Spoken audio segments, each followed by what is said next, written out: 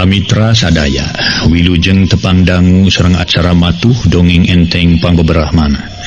Mang Jaya sapara kanca bade neraskeun hanca dongeng nu katunda carios nyambung judulna Jawara Gunung Manglayang. Ieu dongeng para mitra karangan Watatang ayeuna nincak bagian ka-46.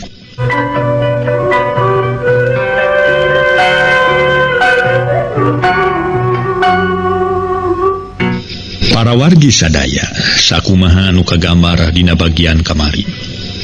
Urang sami-sami ngabandungan anu mana armada siar kiluh katut yang isak keur ngarolah sawah. Ieu gambaran-gambaran kaum rumaja nu keur ngolah sawah. Padamelan ngolah sawah teh sabenerna mah lain padamelan anu hina. Namung hiji padamelan nu kalintang pisan mulyana. Geura mangga rek pisah kumaha teuing lamun teu aya tukang tani, rek saha anu rek ngokolakeun lahan.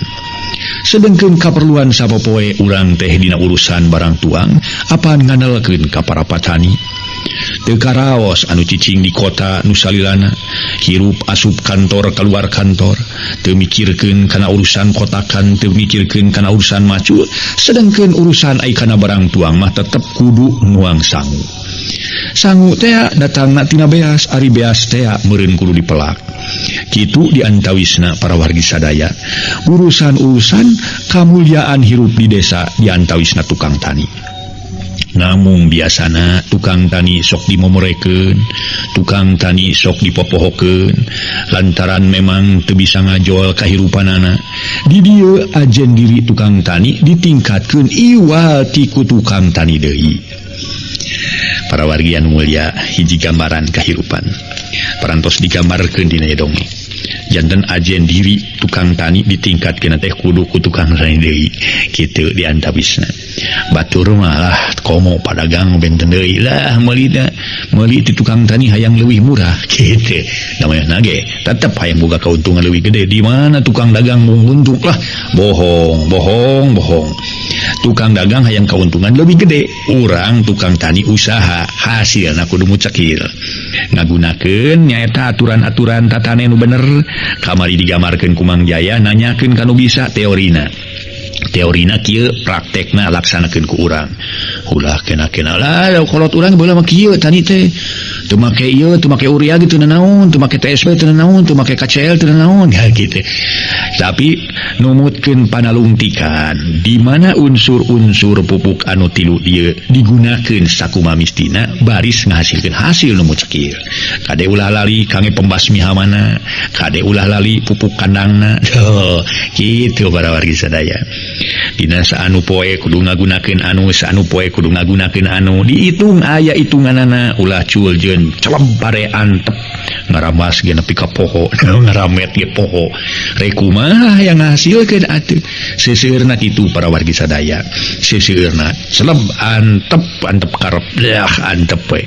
Kieu diandawisna para mitra. Mangga bahan lenyepaneun urang, mudah-mudahan lamun hasil tatanen hasilna mucekil ajen diri urang kabawanang ningkat. Tos jelas. Jadi sumber daya manusiana di urang teh ningkat ajena kitu. Dasah bohong para wargi. Teu perlu duit teu seksaha kabeh ge ku duit. Rek kumaha ajen diri ningkat teu make duit mah rek kumaha atuh prawi sok wae emutkeun ku sadayana. Duit peryogi. Tapi kade ulah kena duit perlu poho urang teh. Yen tugas urang di alam dunya teh lain keur eta wungkul, tapi keur kapentingan oge nyaeta pibekeuleun di akhirat. Janten ku duit urang ibadah. Urang nengan duit sabada urang meunang duit urang ibadah. Kitu puter-puteranana aya di dinya. Muterna aya di dinya para wargi. Sangkan ajen diri urang ningkat nyauh deui urang kudu usaha sateka pola ngagunakeun ilmu panemu jeung jampe pamakenan nu aya di diri urang. Aya jampena atuh usaha ge. Aya jampena nyaeta nanyakeun kanu bisa. Lain jampe pur ketekuk sanes para wargi. Nanyakeun kanu bisa jampena. Ayo pur ketekuk kumpul mah moal jadi nanaon atuh bangga urang teraskeun ieu dongeng etang-etang hiburan pangbeberahmana. Sakedik bahan katampi etang-etang bahan lenyepaneun.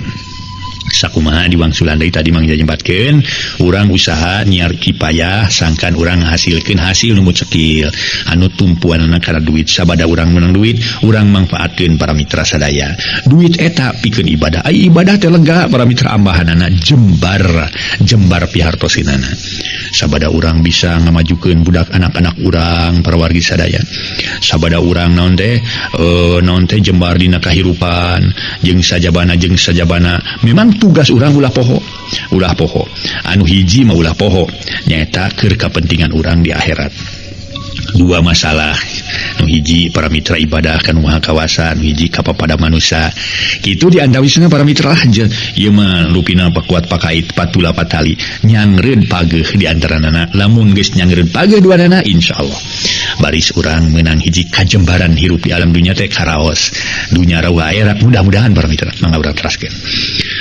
kelepus tiluanana arudud bari nyerangkeun kana kotakan anu karisa kotak teuy hancaeun angin ngahilibir karasa kana awak asa segera teu beda tinu geber-geberan matak monang pitunuhkeun lain sakakang mah basa peuting di geroan ku ibu teh disangka maya keperluan naon we ari heug daya pikaruaseun ari kitu we pikaruasan naon kana cek nyaeta lamun dipikir ku salancar masa jauh tina ukuran anggang tina gamaran malah asa teu ngimpi-ngimpi acan sanggeus akang adu hareupan jeung Pak Ustad kalawan kasing hareupan ku uyut jeung ku ibu samalah lilis ge harita diuk digireun akang gancangna carita akang tumanya ka Pak Ustad nah atuh Ustad eta mah lamun geus teh mah asa ngadenge sora guludug tengah poe ereng-erengan akang ngadon ditanya raga katineng atawa ditanya pamadegan nampah henteu kana maksud Pak Ustad ari heug teh diremokeun ka lilis puguh atuh akang puguh itu nya doh gila jeung si Arkilo harita teh megat motong kana caritaan armada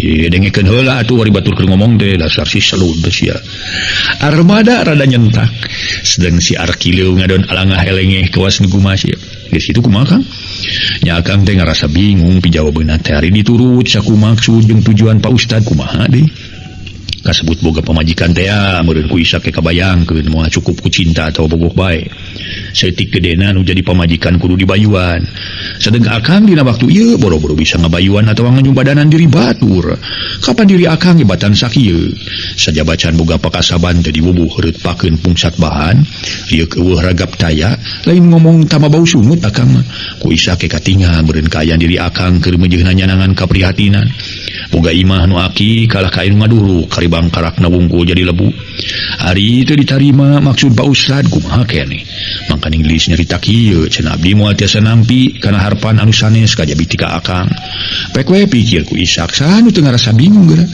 nya lamun lalaki nu kitu-kitu bae mah kasebut jelema nu hariput ku tutureuyeun dah sigana moal make mikir dua kali ujung-ujung mangga we meureun tapi keur akang lain bunga atawa lain atoh malah sabaikna ngarasa era kumaha lamun ceuk akang disebut nyalinung kagelung nu hartina lain diri akang maraban pamajikan tapi pamajikan maraban diri akang ceuk armada nyaritakeun perkara riungan peuting tadi tina soal rek direremokeun ka Nyi Maslisna uluh baru teh kitu Kang jang Ishak si ganu kaget celengkeung si Arkilo nya ieu nya Kang Ishak teh salah tina caritan kuring kamari geuning kamari basa ngariung di habu kuring kumaha nyarita teh si kuring teh tong sok nabotol limun Kang Ishak dina bale loba saga tong sok getol ngalamun engke moal keur saha nah iku kebenaran teuing eta si sindiran tapi sakituna deui si kuring mah tong dipake bingung-bingung lah malah kudu muji syukur alhamdulillah eta teh hiji tanah milik ti Kadim bagian ti Kudrat batur mah 100 hiji ge biheung anu samodel kilanceuk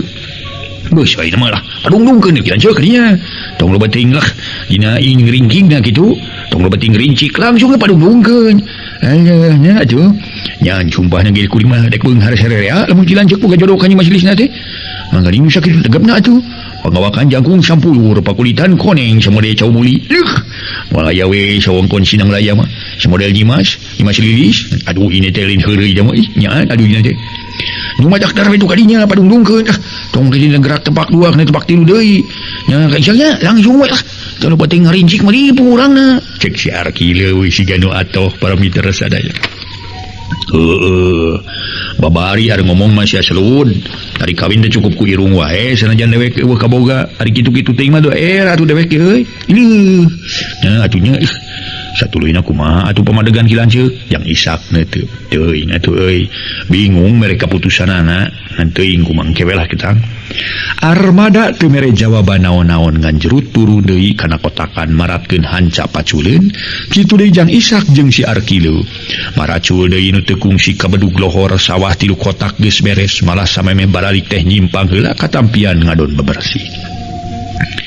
Sanajan 1000 kali embung salaksanolah ku dasar beunghar ku era ari geus ditakdirkeun kalawan ayat tapal adamna ti numur beng alam teu bisa kumaha ka era tinggal ka era tapi kana geletuk batuna kecebur caina culuk kana waktu ninggang kana mangsa nitih wanci nu mustari nincak mangsan utama akhirna keur armada ngalaksanakeun kana kapalaina Ustad Binata tayalian rek manyangkeun kanyaah ku dasar nepungkeun armada kanyiwaslisna bentang wanoja sindang laya.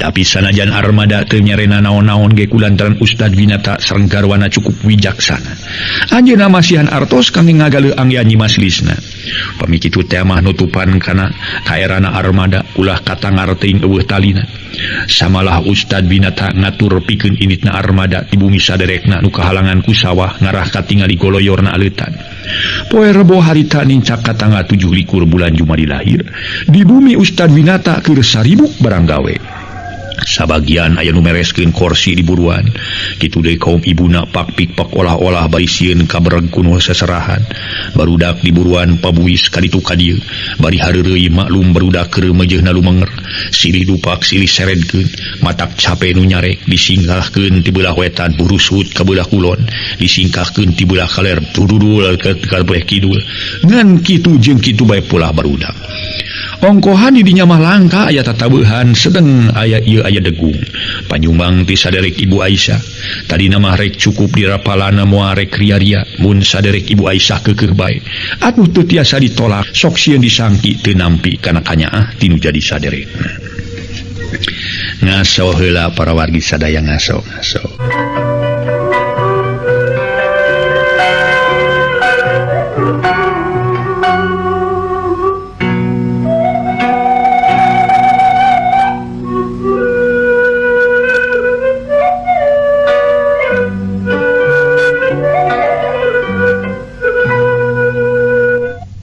Mitra sadaya Jang Ishak jeung si Arkileu kabawakeun sibuk mereskeun kursi meunang nginjeum ti sakola desa jeung ti balai desa ari si Arkileu saberes masangkeun kursi jeung bangku gawena saralak sileuih ngabuburak barudak anu katengah aya mundur kaluar ti buruan kalacat sabar urang barudak narek kana panggung ngaheurinan panayagan bener umat di dieu nya lihat badanna ti kunyuk pisan adalah badan kunyuk namun lain teu ngalaman jadi budak siap pira aku teu dicibiran ka gebirna ku aing dibuburak ti budak wetan ulah kulon ngaburusut aya nu saluar sabagian ting careke naik kana panggung maun panggung rug-rug cenah peduli teuing masih ngerug ge da keun sugan karasaeun sia da ngan eta panayagan meureun jeung sinen ting jarungkel temenan teuing abrulan calon pengantin geus datang pengelit kitu Gusti tak meakeun kejo boga jakim aing mah olo kejo teh abreun rentas si Arkileu beuki pahibut sabab aleutan calon panganten lalaki geus daratang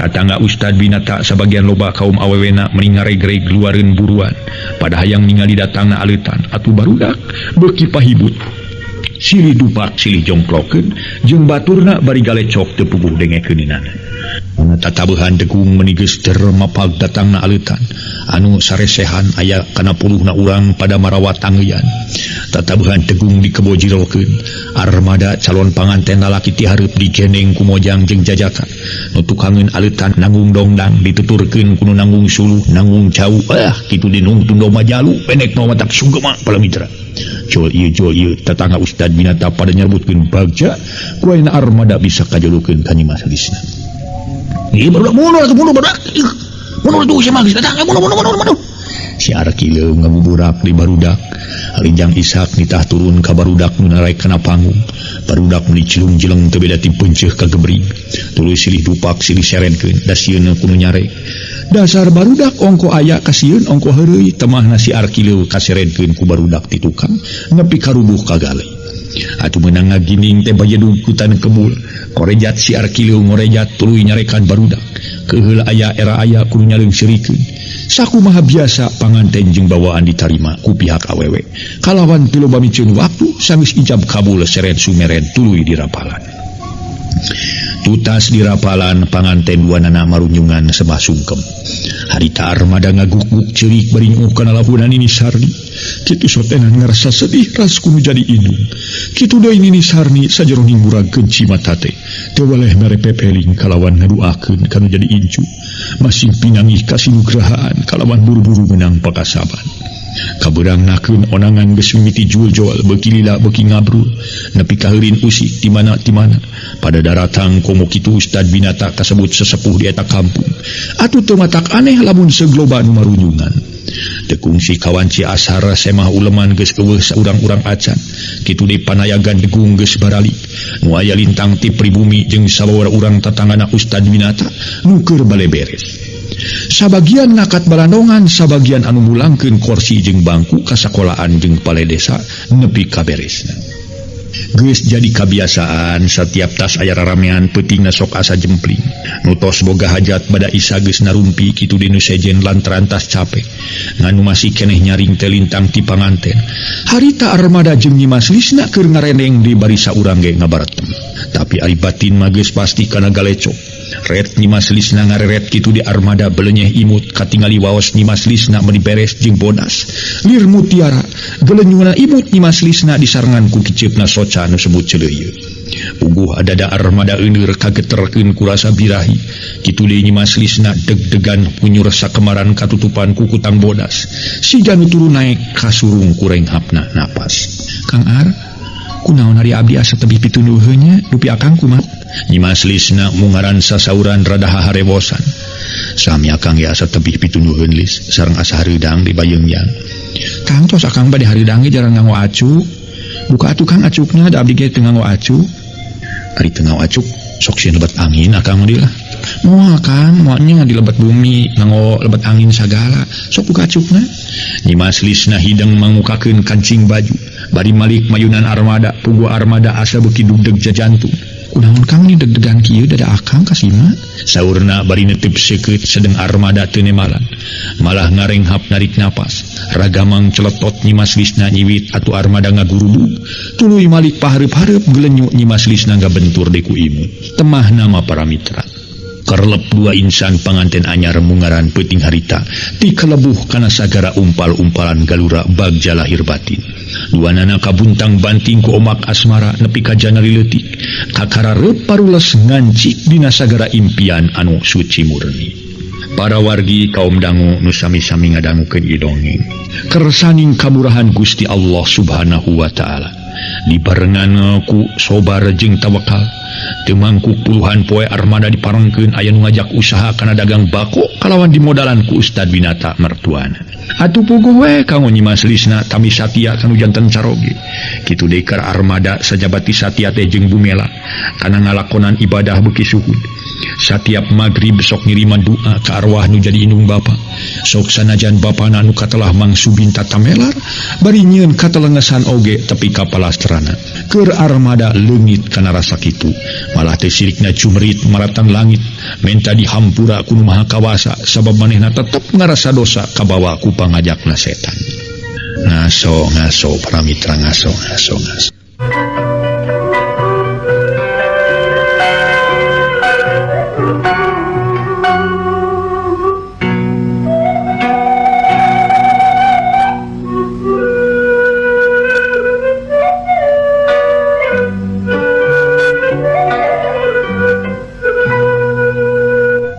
Mitra kaum dangu ku dasar eta para wargi sadaya keur armada tetep ngaras harita teh beuki dieu sanggeus ngarangkep rumah tangga jeung Nyimas Lisna tamah suhud kana ibadah teu kahalangan ku soal usaha atuh dina karukunan jeung nu jadi pamajikan cukup malah mah matak ngajadikeun kabungah keur nu jadi kolot ngajadikeun hiji kabagja anu lain lumayan teu mangkuk sataun armada boga tetesan getih nyatana anak nikalan awewe. Atuh kitu deui keur jang Isa kubuhan jelema bisa mihapekeun diri daek ngabantu-bantu kana pagawean jeung sok milu usaha kana bako. Sajabati mikanya teh babakuna ku armada. Ajeng Nimaslisna terus dijodohkeun kana warna sari adina armada sabapa. Dijodohkeun soteku armada lain dumeh bager atawa sok mantu-mantu panapagawean, tapi nu awayagah ku armada Inggris adina jengjang Ishak teu tahan uji. Sabab sok minum babarengan malah lamun aya tatabuhan di mana wae. Atawa pangaosan sok ini bari balikna sok peuting-peuting bae. Lamun kitu teh mah Inggris aya buahna nu matakna jadikeun bibirang keur sarerea. Komo kitu armada geus jadi kulawarga ustad tukang ngadidik kana bab agama. Dina hiji poe si Arkileu balik tas manganterkeun dagangan ku armada. Ngadona ngadaweung sorangan di tepas sabari katingalina si Janu ngalamun. Memangnya manehna keur ngalamun mikiran dirina sorangan. Tapi kajorojoy manehna aya pikiran hayang nuturkeun barayana di kota. Gerendeng si Arkileu ngagerendeng jero dadana. Pikir-pikir aing kawas teu boga baraya pisan we wajib dituturkeun. Sajabati kitu pirago diri aing saumur-umur kieu wae hirup nurut jeung nurut kadeung-deung. Bener ari kanyaah teh mah Kang Armada jeung pamajikanna mah ku aing karasa tur katarima. Ngan ieu we keur diri aing kumaha pikeun kareupna cenah. Boga pamajikan ka urang ieu henteu teuing keneh jangan Ishak gede darajat dikawinkeun ka adina Kang Armada. Geus puguh ari Kang Armada mah saca-saca tadi lagi boga jasa nu lain lumayan. Pantes we dipurung minantu ku Kang Pak Ustad. Nya ari nasib aing aduh sisit kadal boros tadi mah keun sia nok sari sia ku aing rek dipiharep sabaya dikawinkeun ka Kang Ishak teh sok bingung diantar ku diri aing. Ari ayeuna kada waktu ku Kang Ishak tundungna mah diri aing we kun ngegel curug ngabulasin. Nya memang geus nasib aing itu atawa salahan jadi kolot. Waktu aing digubrageun dilahirkeun kun jadi indung di ngaranan si Arkileu. Baheula waktu aing hiji keneh jeung jenatna Kang Modin tajeun geus bobogohan jeung urang nagreg teu kumaha teu ngado dikawinkeun ku bapana ka urang warung kondang. Terus boga dikabogoh ka ngaran si Urnasi. Oh sia malah mareng ditanyaan pisan ku aing teh. Ari heuk teh maneh teh boga panyakit muit. Tungtungna tu lapur ieu ngalanyun aing. Dikeun bae lah sapiraku. Dira aing teh boga jodoh. Sahannya si Arkileu alias si Aduy boga jodoh ka urang dayeuh mangganing ceuk bae mah mau jam urang dayeuh teh daremblon jeung murah tuur teh. Sok make anerogok. Heueuh. Rek nuturkeun we nu jadi paman. Di dayeuh sugan aing jadi jelema nu geus aya di dayeuh mah kitu. Ira tu aingnya. Ini ka dayeuh teh jeung ha bebeja heula kitu ka Kang Armada jeung ka Pak Ustad asawantong. Hari bebeja heula sok sieun teh di dinan meureun aing saumur-umur kieu wae beuy ka manyataan teh. Moal jadi jelema aing teh. Ayo daina malah aing geus jadi jelema lain monyet kedang. Hari itu bebeja heula goreng patut teu bedana samodel hitut ujug-ujug palopos we kanyahoan geus meledos. Tebatan gitu mah leuwih hade aing terang-terangan we bebeja. Alasan mah kumangke we supaya didinan kudu dicicingan gitu. Kitu dina gerentos hate si Arkileu. Geus gilig manehna rek ngado nuturkeun pamana ti indung ka Bandung. Geus kitu majrut si Arkileu turun tuluy ngaleos rek katampian bebersih sabab can ngalaksanakeun salat asar. Nya peutingna terang-terangan bebeja ka armada jeung ka Nyi Yaslisna. Kitu deui para mitra sadaya. Harita teh ka Ustad Binata bebeja kanu sejen ge manehna cacarita rek nepungan heula pamana di Bandung. Aya urusan perkara pakaya ditinggal ti indungna. Padahal nu sabenerna mah rek nuturkeun paman bari rek terus milu usaha di Bandung. Atuh ku aya alasan kitu keur armada katut nu sejen teu aya nu ngahalangan kabeh ngidinan. Ngan aya nu amanat ti armada lamun geus beres urusan jeung pamana kudu buru-buru balik deui. Sabab armada saketik geus leutik gedena neuneun kanyaah. Sabab si Arkileu beunang disebutkeun sanasib jeung armada pada pahatu lalis. Sajabati kitu dipikanyaah teh dume. Tadina si Arkileu kasebut jelema tukang curaling kabawakeun ku jenatna si Modin.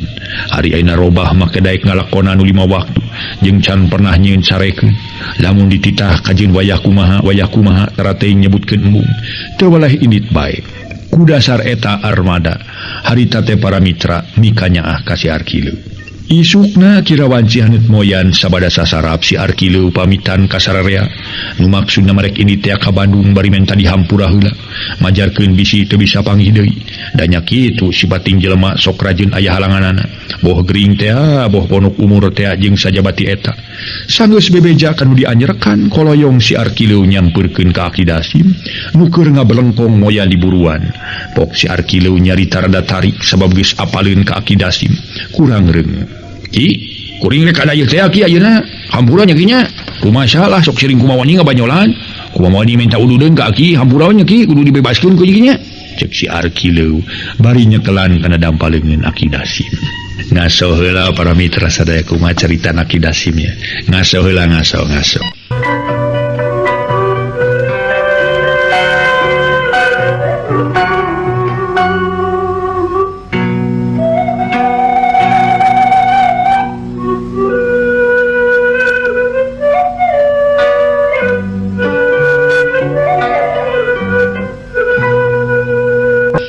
Ki Dasim harita nyarita. Oh, rek diangkeun bako lain dadoy. Oh, di tidak kuangkangna mulanya.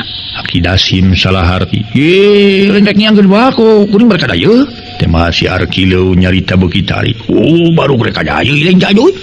Dari kira ini dadoy. Ayeuna. Kawas nu gehe si maluy. Tanya aku dua mere sia kakolot teh. Lu meminta calana deuleu. Nari kudu ditataranjang gitu aing teh. Boga calana sasigi-sigina dipake hayo ku lain dipebenta. Minta calana maka itu kaya ka Kang Ilaing. Loba dia Kang Ilaing mah. Minta dua sigi kalewekeun hiji ku lain hiji. Cek Ki Dasim.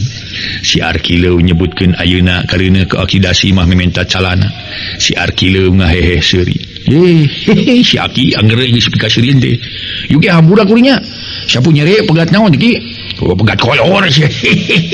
Ki Dasim ti ditu mah ngalohong make seuri ngagigi. Nya kumaha kitu lah Ki hampurannya. Oh, ku dewek dihampura euy, sabang sulna dewek oge ku Ilaing. Kudu dihampura euy.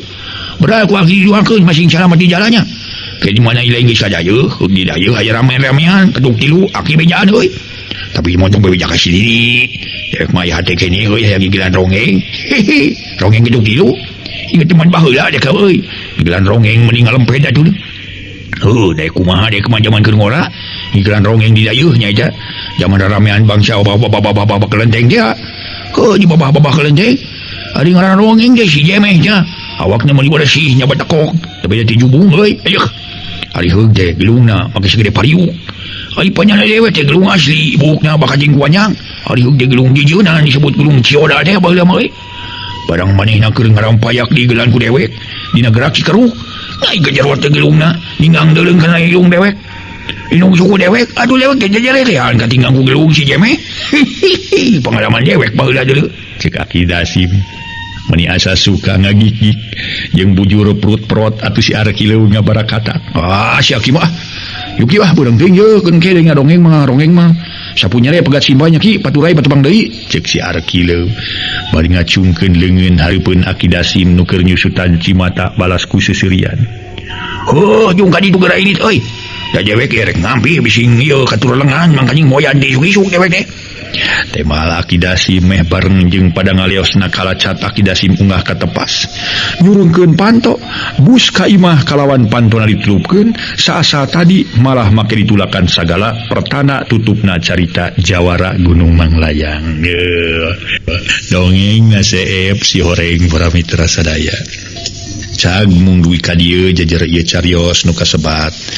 Atuh para mitra bobos sapanon carang sapakan, mugi agung cukup lumur anu kasuhun jemar si hapunten nu ditedak.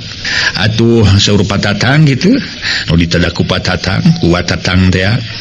Bilih nu kasabit nami nuju alit, kasebat nami tos dewasa, kasindir lakuning perlampahan. Nada jembar pangapunten sakali dihatur nuhun. Kalih nati kitu sok sanaos ieu jejer carios teu kinten sederhanana, mudah-mudahan sasireun sabeunyereun malah mana raya pulunganeunana kalayan ngajantenkeun pieunteugeun. Sae namah pimanangeun jeung kasebat aya bege dongeng. Para mitra kaum dangu nu sami-sami ngadangukeun je dongeng sakali diatur nuhun. Mang Jaya oge ngaturkeun rebun nuhun laksa ketika bingahan sareng watatang anu mana Mang Jaya dina danget ieu parantos namatkeun carios nyambung judulna Jawara Gunung Manglayang. Atuh sakali deui ulah kirang-kirang nya ngahapunten dina seueur kalepatanana neda jembar hapunten ati para wargi sadaya. Para wargi kaum dangu insyaallah enjing urang teraskeun di acara dongeng dina carios anu sanes. Sakali deui Mang Jaya ngahaturkeun wilujeng kantun bae kasadayana sapunya repegat simpai paturai patepang deui wilujeng kantun permios.